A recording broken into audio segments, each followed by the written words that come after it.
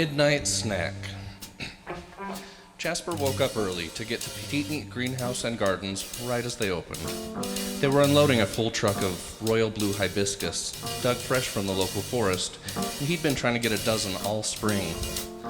The truck had barely pulled into the country dirt lot before he had his pallet ready to load. He purchased a dozen hibiscus and a few trays of blue star creeper for ground cover, and spent the day finishing the flower beds, adding soil, tilling, repairing sprinkler lines, and finally putting in his bushes. He was nearing the end, one bush left to plant. He gripped the trunk of the bush and gently pulled it out of the planter's pot. It was then he noticed his fingernails were glowing blue. He brushed his thumb with his forefinger and it shimmered. It wasn't just his nails, there was a faint dusting of blue up and down the hair on his furry forearms. He set the bush down and the root ball cracked. It also had a shimmer of blue inside. He was already on his knees and went down on his hands to take a closer look. A sweet fungal scent filled his nostrils. Inside the root ball was a round, furry, pale blue growth with the teeniest, tiniest blue and white mushrooms dotting the surface. Huh, Jasper grunted and shoved the bush into the hole. I've seen weirder things come out of these pots. Later, he took a shower and scrubbed the dirt and sweat and fungus and all the hard work of the day off his body.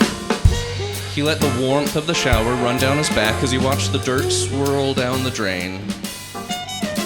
He put soap in the scrubber and brushed down his body. No matter how hard he scrubbed and scraped, his fingernails retained a stained shimmer of blue.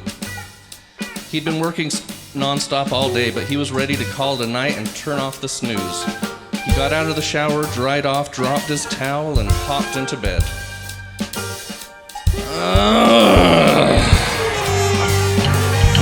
Jasper woke up at midnight sitting bolt upright. His stomach let out a roar. I could use a midnight snack. He'd been so exhausted he had forgot to eat dinner. He'd barely stopped for a cheese sandwich.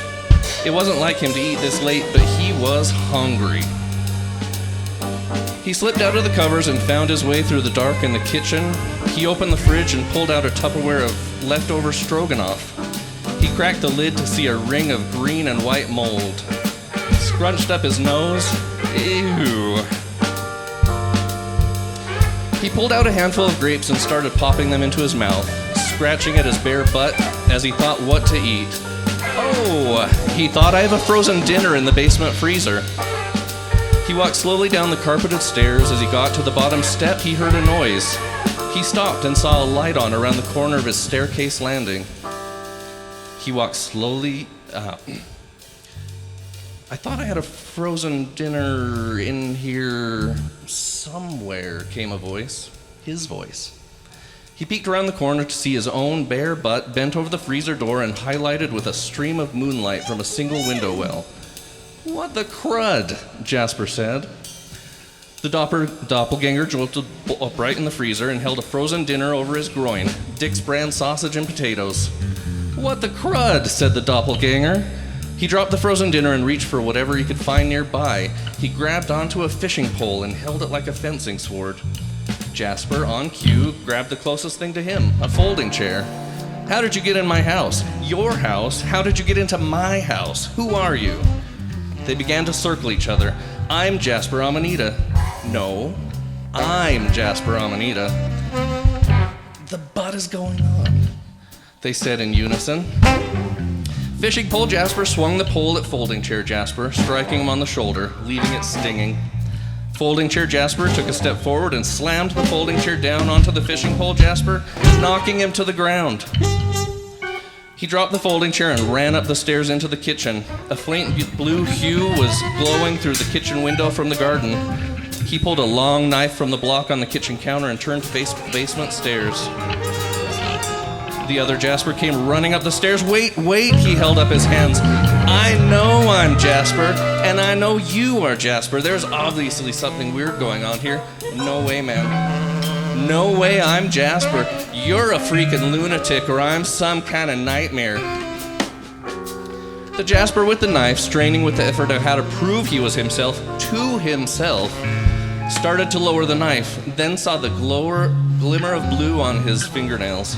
He looked at the other Jasper and saw that his nails were clean, no blue. My finger is blue from the garden today. The other Jasper's eyebrows wrinkled with confusion and then hatred. Jasper thrust the knife into the false Jasper, dragging the knife from his belly button to his sternum. A thick excretion of powdery blue and white mold fuzz burst from the false Jasper as an inhuman moan escaped his lips. Jasper tripped backwards into the hallway. I'm the real Jasper. He shut himself into the bathroom and turned on the light, splashed his face with cold water from the faucet, and rubbed his eyes in the mirror. He stared at his image. His shoulder hurt from where the fishing pole had struck him. He rubbed it and saw a little blue stain around the wound. He thumbed the stain away and splashed antiseptic over the cut. A drop of blood oozed out and stained the Band-Aid he covered it with. The false Jasper had crumbled into a pile of dusty fungus on the kitchen floor by the time he made it out of the bathroom. He may continue to crumble into something that could be swept away in the morning, but he needed rest. He needed to think about what happened. Who was he supposed to call? What was he supposed to call someone? Was he dreaming? He turned on the light in the bedroom and found his bed saturated with a ring of blue and white mold fuzz. Little tiny dust mushrooms dotted the surface of the mold and got bigger as they neared the center, gathering on the partially muscled skeleton that lay rotting in bed. Jasper watched as the mushrooms puffed and grew, swole, got black goo that clung to each bone like oily cobwebs to the meat separating it from it. They burst and crawled over the bones and filled into size. Jasper turned off the light and hid out of sight in the corner. He watched, shoulder throbbing, as a new Jasper began to rise in bed and take a deep inhale. It turned over in bed a couple times before sitting bolt upright, tearing away from the remaining skeleton that lay upon the bed with a sickening tear. Came the noise as the Jasper in bed rubbed his eyes and said, I could use a midnight snack.